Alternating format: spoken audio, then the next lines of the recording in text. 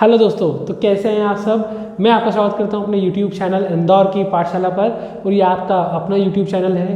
देखिए, आपकी डिमांड पर मैं लेकर आया हूँ स्पेशल बीकॉम सेकेंड ईयर के लिए प्रबंध के सिद्धांत, प्रिंसिपल ऑफ मैनेजमेंट का हिंदी में। ये बहुत इंपॉर्टेंट क्वेश्चंस हैं और स्पेशली हिंदी मीडियम वाले स्टूडेंट के लेकर आया हूँ उनकी ऑन डिमांड पर।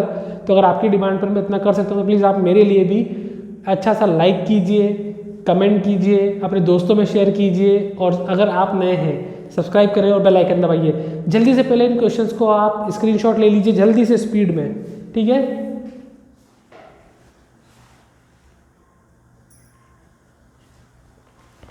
तो आइए जल्दी से मैं एक एक करके आपको इसको एक्सप्लेन करता हूं और जल्दी से सॉल्व करते हैं। देखिए, इकाई एक के अंदर आपको जो इंपॉर्टेंट क्वेश्चन है वो है प्रबंध का आशय। प्रबंध क्या होता है? सिंपल, प्रबंध दूसरों से काम कराने की एक कला होती है। प्रबंध विज्ञान एवं कला दोनों होती है।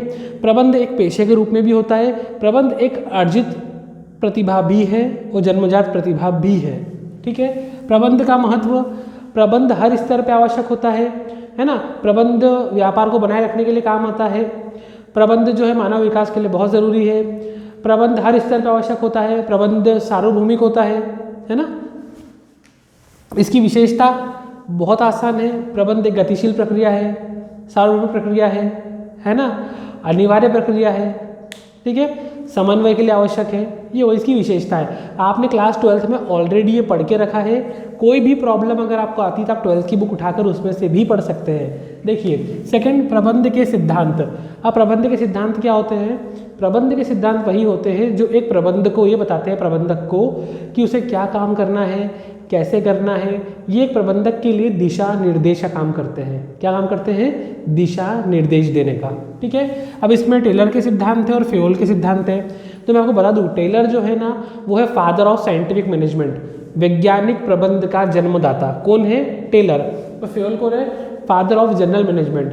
अगर आपसे पूछें who is the father of modern management, आधुनिक प्रबंध के जन्मदाता कौन है, तो आप लिखेंगे हेनरी फेयोल।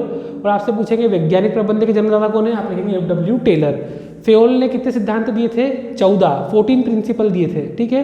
टेलर ने साइंटिफिक मैनेजमेंट के प्रिंसिपल दिए थे, जिनके अंदर समय अध्ययन, गति अध्ययन, थकान अध्ययन, है ना। ये सारे अध्ययन किसने करे थे? टेलर ने। टेलर ने क्या बोला था कि आप प्रबंध को विज्ञान के रूप में शिफ्ट करो। विज्ञान अंगूठा टेकने नियम नहीं है, समन्वय की भावना रखना है ना। आपको एकता रखना है, ना कि टकराव की भावना रखना है। आपको नियोजन के अनुसार काम करना है। ये सारा काम किस तरह टेलर ने बोला था, ठीक है। अगला है प्रबंध वर्सेस प्रशासन। प्रबंध और प्रशासन में क्या अंतर होता है? देखिए, प्रबंध जो है ना वो मस्तिष्क होता है, सोचने का काम करता है। प्रबंध क्या करता है? उस काम को ठीक से करवाता है, ठीक है। प्रशासन में क्या होता है? टॉप लेवल के लोग होते हैं, मतलब उच्च अधिकारी वर्ग के होते हैं जो नीतियां बनाते हैं। और प्रबंध क्या करता है? उन नीतियों को क्रिया में लाने के लिए हेल्प करता है। इसके बाद अगला, अपवाद या उद्देश्य द्वारा प्रबंध। ये प्रबंध करने के तरीके हैं। आप अपवाद के द्वारा भी प्रबंध कर सकते हैं और उद्देश्य के द्वारा प्रबंध भी कर सकते हैं। आपको इकाई यूनिट में इन 4 प्रश्नों को ध्यान रखना है और जो मैंने लिखवाए हैं ये इकाई 1 के लिए सफिशिएंट है। आप इतना कर लेंगे, आपकी यूनिट 1 कंप्लीट हो जाएगी, ठीक है। यूनिट 2 पर आ जाते हैं हम। यूनिट 2 के अंदर आपको 2 मेजर चैप्टर्स है। एक है नियोजन, एक है समन्वय। नियोजन मतलब होता है प्लानिंग, समन्वय मतलब कोऑर्डिनेशन। प्लानिंग क्या होती है? तो planning is a cage to capture the future. प्रबंध जो है वो भविष्य को पकड़ने वाला एक पिंजरा है। ये परिभाषा किसने दी थी? लुइस एलन ने, ठीक है। अगर आपको इस पेपर के ऑब्जेक्टिव सही करना है तो आपको ये पता होना चाहिए कि कौन सी परिभाषा किस राइटर ने लिखी है, ठीक है।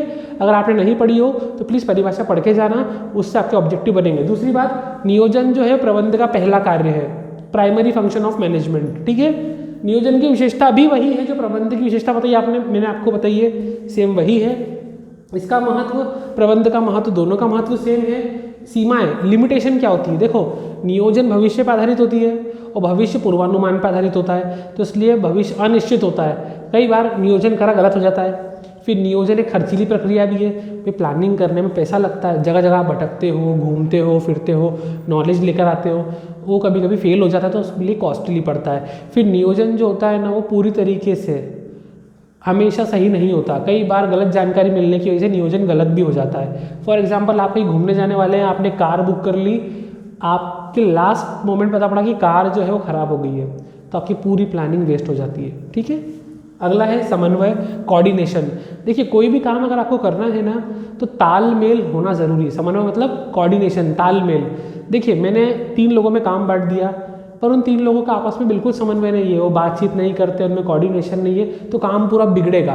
तो ये जो है ये इन सब के लिए बहुत उपयोगी होता है। इकाई 2 में आपको यही करना है बस। इकाई 3 की बात करें, इकाई 3 में संगठन। संगठन को हम बोलते हैं ऑर्गेनाइजेशन। ठीक है, इसमें क्या होता है, ग्रुप ऑफ पीपल होते हैं, लोगों का समूह होता है और लोगों का समूह ही काम करता है। 3, 4, 5 लोग मेंबर मिलकर इकट्ठा हो जाते हैं और वो जो है आपस में काम का बंटवारा कर लेते हैं और काम करना शुरू कर देते हैं। तो ये होता है अनौपचारिक संगठन। औपचारिक संगठन क्या होता है, प्रबंध ने उनको काम में बांट दिया, वो होता है औपचारिक। आप कहीं घूमने फिरने गए, 2 दोस्त मिले, 4 और मिले, 5 और मिले, आपने मिलकर ग्रुप बना लिया, तो वो हो गया अनौपचारिक संगठन।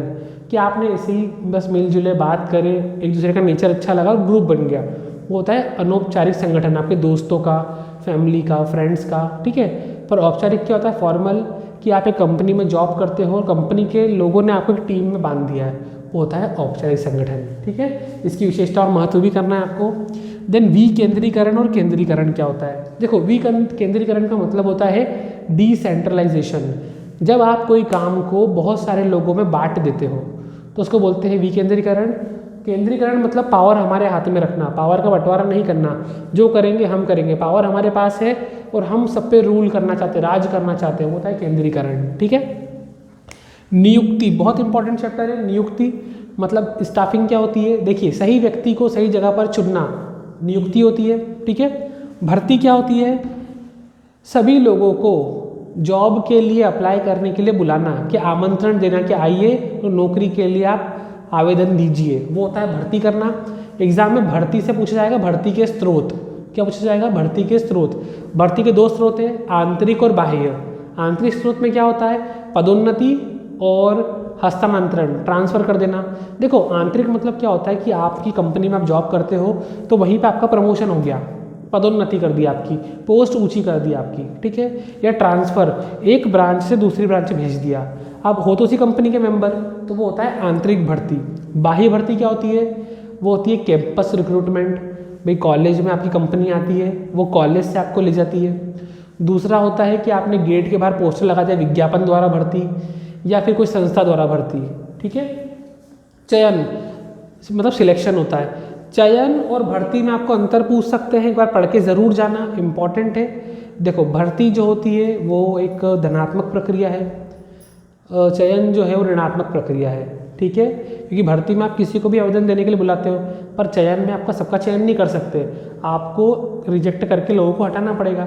ठीक, भर्ती में जो लोग आते हैं उनको कोई रुकावट का सामना नहीं करना पड़ता, कोई परीक्षा नहीं देना, कोई इंटरव्यू नहीं देना, कोई टेस्ट नहीं देना पड़ता, कोई भी अप्लाई कर सकता है। लेकिन जब सिलेक्शन होता है ना तो उनको एग्ज़ाम पास करना पड़ती है, उनका इंटरव्यू होता है, फिजिकल इंटरव्यू होता है, ऐसे बहुत सारी परीक्षा देना पड़ती है।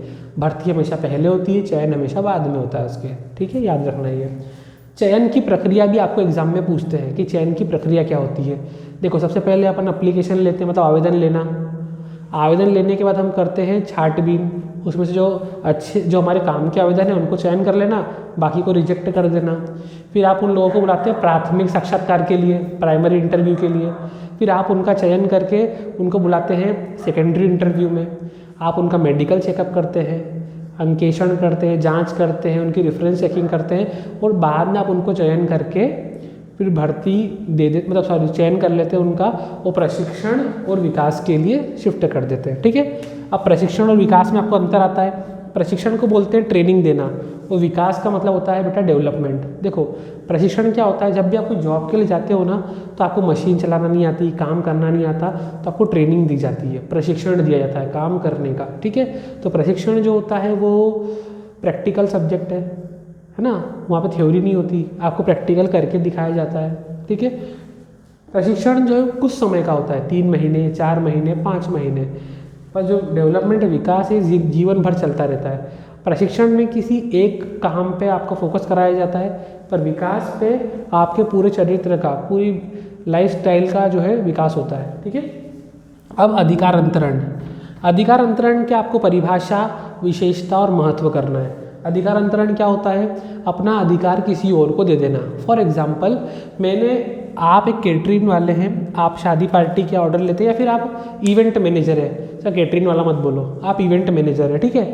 अब आप मेरे पास आए हो, मैंने आपको शादी के लिए एक इवेंट मैनेजमेंट के लिए कॉन्ट्रैक्ट पर रख लिया। मैंने आपसे पूछा शादी का खर्चा कितना आएगा, आपने बोला 10 लाख रुपए, मैंने ठीक है डन। अब आपका काम क्या है? शादी का पूरा मैनेजमेंट करना, वेन्यू से लगाकर, एक फूल से लगाकर पूरे स्टेज तक सारा काम आपको देखना है, म्यूज़िक, लाइट्स, एवरीथिंग। तो आप क्या करोगे? आप सारा काम खुद तो कर नहीं सकते भाई, फूल भी आप ही फेंक लो, तबला ढोलक भी आप ही बजा लो, नाच भी आप ही लो, स्टेज पे काम भी आप कर लो, सारा काम आप तो कर नहीं सकते। आप क्या करोगे? अपना अधिकार दूसरे लोगों में बांट दोगे कि भाई साहब आपका काम है आप फूल डेकोरेशन कर लो, आपका काम है आप म्यूज़िक संभाल लो, डीजे वाले को बोला कि भाई आप डीजे वाले बाबू गाना बजाओ, सबको अपना अपना काम सौंप दिया, ठीक है। वो था अधिकार अंतरण, ठीक। तो ये क्वेश्चन करना है आपको। इकाई 4, इसमें से 2 चैप्टर है आपके लिए, अभिप्रेरणा और नेतृत्व। इन दोनों में से कोई भी एक कर लो जो अच्छा लगे। अभिप्रेरणा करना, अभिप्रेरणा कर लो, नेतृत्व करना, नेतृत्व कर लो। अभिप्रेरणा का मतलब होता है मोटिवेशन करना। जब कोई हमारे यहाँ पर काम करने आता है तो काम करते करते कई बार उनसे गलतियाँ होती है, भूल चूक हो जाती है, या इंसान उतना एफर्टली रेगुलर काम नहीं कर पाता, तो ये हमारा फ़र्ज़ बनता है कि हम टाइम टाइम पे उनको अभिप्रेरणा दें। अभिप्रेरणा कैसे होती है? मनोवैज्ञानिक होती है, दिमाग से होती है। मतलब उनको काम के प्रति जागरूक बनाने के लिए उनको प्रोत्साहन देते हैं, कभी पैसे देते हैं, कभी बोनस देते हैं, कभी कमीशन देते हैं, कभी उनकी पदोन्नति कर देते हैं, कभी उनका सबके सामने सम्मान कर देते हैं। तो इन चीज़ों से उनको अभिप्रेरणा मिलती है। अभिप्रेरणा के प्रकार कौन कौन से होते हैं? तो नॉर्मली अभिप्रेरणा के 2 प्रकार होते हैं। एक होता है कौन सा? मौद्रिक, एक होता है अमौद्रिक, ठीक है। मौद्रिक अभिप्रेरणा का मतलब ये होता है जब हम मुद्रा के रूप में धन देकर, पैसा देकर उनको अभिप्रेरणा करते हैं। जैसे मैंने बताया कि उनको सैलरी दे दी, बढ़ा दी, सैलरी बढ़ा दी उनकी, उनको बोनस दे दिया, कमीशन दे दिया, मतलब पैसों के रूप में उनको मोटिवेट करना। दूसरा प्रकार होता है अमौद्रिक अभिप्रेरणा, जहाँ पर हम उनको पैसे नहीं देते पर मान सम्मान देते हैं, जॉब की सिक्योरिटी देते हैं कि भाई आपकी जॉब कभी नहीं जाएगी, सुरक्षित देते हैं उनको जॉब, सबके सामने उनकी रेपुटेशन बढ़ा देते हैं, तालियां बजाते हैं उनके लिए, ताकि उनको और काम करने के लिए मोटिवेशन मिले, ठीक है। अब अभिप्रेरणा का सिद्धांत, ये ना इसकी थ्योरी आपको दी, अभिप्रेरणा की 4 थ्योरी है। एक अब्राहम मास्लो की थ्योरी है। मास्लो की थ्योरी आपको आएगी ही आएगी पेपर में, आप ज़रूर पढ़ के जाना। अगर इस चैप्टर में से क्वेश्चन आएगा तो मास्लो की थ्योरी आ सकती है आपको, और 3 थ्योरी और है, वो ज़रूर आपकी बुक में देख कर जाना, ठीक। इसके बाद नेतृत्व वाला चैप्टर बहुत सिंपल है। नेतृत्व मतलब कहता है लीडरशिप। तो इसमें एक अच्छे नेता के गुण, ये क्वेश्चन आता है आपको कि एक अच्छे नेता के गुण बताइए, नेतृत्व की विशेषता बताइए, नेतृत्व का महत्व बताइए, ठीक है। नेतृत्व मतलब लीडरशिप करना। आप देखते हैं कोई भी काम करते हैं तो एक लीडर होना जरूरी है, क्योंकि कुछ लोग फॉलोअर्स होते हैं, जो काम लीडर करता है लोग पीछे पीछे वही काम करना शुरू कर देते हैं। तो अगर आपका मैनेजमेंट में लीडर अच्छा है, सारा काम अच्छा है, लीडर की क्वालिटी क्या होना चाहिए कि वो विश्वसनीय होना चाहिए, विश्वास पात्र होना चाहिए, उसका खुद पे भरोसा होना चाहिए, है ना, उसकी कम्युनिकेशन मतलब बातचीत अच्छी होना चाहिए, समन्वय अच्छा होना चाहिए, उसको भाषा की समझ होना चाहिए, है ना, उसको बोलचाल का तरीका आना चाहिए, और उसको लोगों से कम्युनिकेट करना, उनको अभिप्रेरणा करना, है ना, ये सब चीज़ उसमें आना चाहिए। एक अच्छी पर्सनैलिटी, पूरा व्यक्तित्व अच्छा होना चाहिए। ये होते हैं अच्छे नेता के गुण। और इसकी विशेषता क्या थी नेतृत्व की? नेतृत्व करने से बाकी सारे काम अच्छे हो जाते हैं, फंक्शन करने में आसानी होती है, ठीक है। अच्छा, नेतृत्व जो होता है ना, इसके आपको प्रकार भी पूछते हैं कि नेतृत्व के प्रकार कौन कौन से होते हैं। इसको एक बार पढ़ के चले जाना, इतना इंपॉर्टेंट नहीं, फिर पढ़ के जाना, ठीक है। इन दोनों में से कोई भी एक चैप्टर अच्छे से पक्का रट के जाना, कोई भी एक, चाहे अभिप्रेरणा वाला चाहे नेतृत्व वाला, कोई भी एक। सुन रहे हो? अब इकाई 5 में भी 2 चैप्टर है, निर्देशन और नियंत्रण। इनमें से भी कोई एक पक्का करके जाना है, चाहे निर्देशन कर लो चाहे नियंत्रण कर लो। निर्देशन मतलब क्या होता है? डायरेक्शन करना, इसकी विशेषता भी महत्व भी करना है, और निर्देशन का सिद्धांत। निर्देशन की विशेषता क्या होती है? देखो, निर्देशन मतलब क्या होता है, कोई भी काम कर रहे हैं ना आप, तो आप दूसरों को डायरेक्ट करो। जैसे पिक्चर में होता है डायरेक्टर, मैंने इसके पहले एग्जाम्पल लिया मेरी वीडियो में कि भाई राजा मौली साहब ने बाहुबली बनाई, उन्होंने RRR बनाई। वो क्या करते हैं, लोगों को अपॉइंट तो करते हैं लेकिन निर्देश देते हैं, ऐसा एक्शन लेना है, कब कट करना है, कहाँ पर एक्ट ओके हो गया, कहाँ पर वापस से करना पड़ेगा, कहाँ पर पिक्चर में गाना चाहिए, कहाँ पर नाव चाहिए, कहाँ पर शिप चाहिए, कहाँ पर हवाई जहाज चाहिए, कहाँ पे हाथी घोड़े तबले चाहिए, ये सब उनके निर्देशन पर डिपेंड करता है। ठीक है, तो बिजनेस में कुछ भी ग्रोथ करना है तो निर्देशन बहुत ज़रूरी है। सही निर्देश आपको लाइफ में आगे बढ़ा देगा, गलत निर्देश आपको डुबा देगा। ठीक है, अच्छा निर्देशन से मुझे याद आया, जैसे ही आपकी एग्ज़ाम ख़त्म होती है तो फिर आप परेशान होंगे कि यार भविष्य में क्या करेंगे, फाइनल ईयर का इंतज़ार करते हैं, कुछ लोग गवर्नमेंट जॉब की तरफ शिफ्ट करेंगे, पता नहीं लगेगी नहीं लगेगी, भगवान जाने, जॉब्स ही नहीं है, और बहुत सारी प्रॉब्लम आ जाती है आपको। तो आप सबकी प्रॉब्लम का सॉल्यूशन है हमारे पास इंदौर की पाठशाला पर। आप बने रहिए हमारे चैनल पर, हम आपको डेफिनेटली कुछ ऐसा देने वाले हैं जिससे भविष्य की टेंशन आप बिल्कुल छोड़ देंगे और आसानी से अर्निंग शुरू कर सकते हैं। आप बेफिक्र रहिए, कमाने के बहुत ऑप्शंस हैं हमारे पास, आप आसानी से अर्निंग कर सकते हैं, वो भी बिना किसी झंझट के। वो हम एग्ज़ाम के बाद समझेंगे, अभी ये देखते हैं। लास्ट है नियंत्रण। नियंत्रण मतलब होता है कंट्रोलिंग करना। ठीक है, ये होता है मैनेजमेंट का लास्ट फंक्शन, कंट्रोलिंग। नियंत्रण की विशेषता क्या होती है कि वही जो, देखो एक बात सुन लेना, प्रबंध की जो विशेषता होती है ना, वही नियोजन की, संगठन की, नियुक्ति की, अभिप्रेरणा की, नेतृत्व की, निर्देशन की और नियंत्रण की, सबकी विशेषता, सबका महत्व सेम होता है। अगर आपको प्रॉब्लम आएगी तो मैं आपके लिए कॉमन पॉइंट्स की वीडियो कल बना दूंगा, क्योंकि आपका पेपर 4 तारीख को है, तो आपके लिए कॉमन पॉइंट्स की वीडियो मैं कल बना सकता हूँ, जहाँ पर आपको मैं विशेषता लिखवा दूंगा, महत्व लिखवा दूंगा। आपको सिर्फ उन विशेषता और उन महत्व को पढ़ना है। फिर कोई भी क्वेश्चन आता है पेपर में, कोई भी क्वेश्चन आता है जहाँ पर आपको विशेषता लिखने को आए चाहे महत्व लिखने को आए, आप उन पॉइंट्स को किसी भी क्वेश्चन में फिट कर सकते हो। कैसे फिट करना है वो हम बताएंगे। ठीक है, तो तभी पर मैं बनाऊंगा वीडियो आपके लिए जब मुझे लाइक मिलेगा और कमेंट्स आएंगे, और आप शेयर करके मेरे सब्सक्राइबर्स को इंक्रीज़ करवाएंगे। ठीक है, याद रखिएगा, साथ देना है आपको मेरा। तो नियंत्रण में एक अच्छे नियंत्रण क्या होता है, नियंत्रण की सीमाएं बताना है आपको।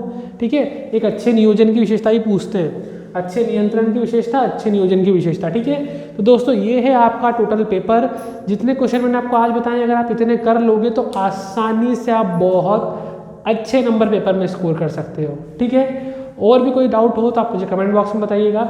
इतना ज़रूर लर्न कर लीजिएगा अच्छे से। यहाँ पर जो जो मैंने बताए हैं ये वेरी वेरी इंपॉर्टेंट क्वेश्चंस ही हैं, आपको इन्हीं को तैयार करना है अच्छे से। इन्हीं में से ऑब्जेक्टिव बनेंगे आपके, इन्हीं में से क्वेश्चंस बनेंगे आपके। आपको जो जो दिया है मैं टॉपिक ध्यान से पढ़ना, हेनरी फ्योल टेलर के बारे में पढ़ना कि इनके कितने कितने प्रिंसिपल है, ये इनका थोड़ा बैकग्राउंड ज़रूर पढ़ना कि भाई कौन माइनिंग इंजीनियर था, कौन नहीं था, कि इन्होंने कौन सी बुक लिखी, किस ईयर में लिखी, थोड़ा पढ़ के जाना, और राइटर्स की डेफिनेशन। ठीक है, तो आप इतना कीजिए दोस्त। मैंने आपकी कमेंट पे आपकी रिक्वायरमेंट के अकॉर्डिंग वीडियो बना दी है हिंदी में। अब आप भी प्लीज़ शेयर कीजिए, लाइक कीजिए, सब्सक्राइब कीजिए। हम मिलते हैं अगली वीडियो में। Good bye.